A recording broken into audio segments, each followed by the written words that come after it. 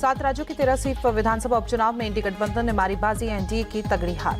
13 seat पर हुए उपचुनाव में 10 सीट इंडिया अलायंस के खाते में, बीजेपी को सिर्फ 2 सीटें, 1 सीट पर निर्दलीय उम्मीदवार की जीत। विधानसभा उपचुनाव में कांग्रेस के खाते में आई 4 सीट, ममता बनर्जी की टीएमसी ने की चारों सीटों पर जीत दर्ज।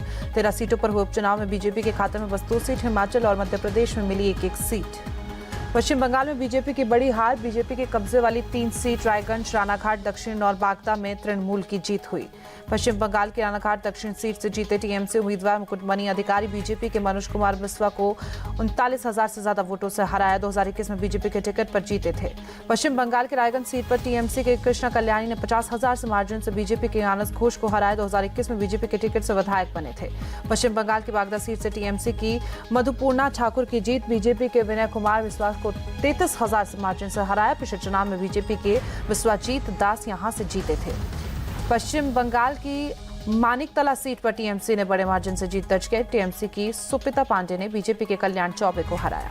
हिमाचल के हमीरपुर सीट पर जीते बीजेपी के आशीष शर्मा कांग्रेस उम्मीदवार पुष्पिंदर वर्मा को 1,433 वोटों से हराया। 2022 में निर्दलीय विधायक बने थे। हिमाचल की देरा सीट से सीएम सुखविंदर सिंह सुक्खू की पत्नी कमलेश ठाकुर जीती, बीजेपी के होशियार सिंह को हराया। पिछले चुनाव में निर्दलीय विधायक बने थे।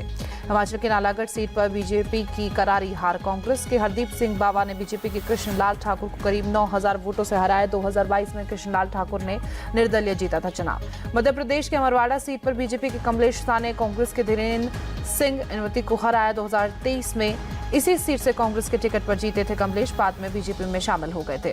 बिहार के रुपौली में निर्दलीय शंकर सिंह ने भेदा जेडीयू का किला, 8,000 वोटों के मार्जिन से जेडीयू के कलाधर मंडल को हराया। रुपौली सीट पर तीसरे नंबर पर रही आरजेडी की बीमा भारती लगातार 4 बार इसी सीट से रही विधायक। इसी साल पूर्णिया से लोकसभा चुनाव लड़ने के लिए छोड़ी थी विधायकी। पंजाब की जालंधर पश्चिम सीट पर आम आदमी पार्टी की जीत, तमिलनाडु की विक्रवंजी सीट डीएम के खाते में गई। जालंधर पश्चिम सीट पर आपके मोहिंदर भगत ने कांग्रेस के शीतल अंगरल को 37,000 से ज्यादा वोटों से शिकस्त दी। 2022 में शीतल अंगरल ने आपके टिकट पर जीता था चुनाव। उत्तराखंड की बद्रीनाथ सीट से जीते कांग्रेस के लखपत सिंह बुटोला 5,000 से ज्यादा वोटों से बीजेपी के राजेंद्र सिंह भंडारी को मिले हार। 2022 में कांग्रेस के टिकट पर जीते थे चुनाव। तो उत्तराखंड की मंगलूर सीट से कांग्रेस के काजी मोहम्मद निजामुद्दीन जीते, बीजेपी के करतार सिंह बनाना और 422 वोटों से हराया। तमिलनाडु की एकमात्र विक्रवंडी सीट से डीएमके जीती, न्यूर सिवा के पीएमके के अमिमनी को 67,000 के मार्जिन से हराया।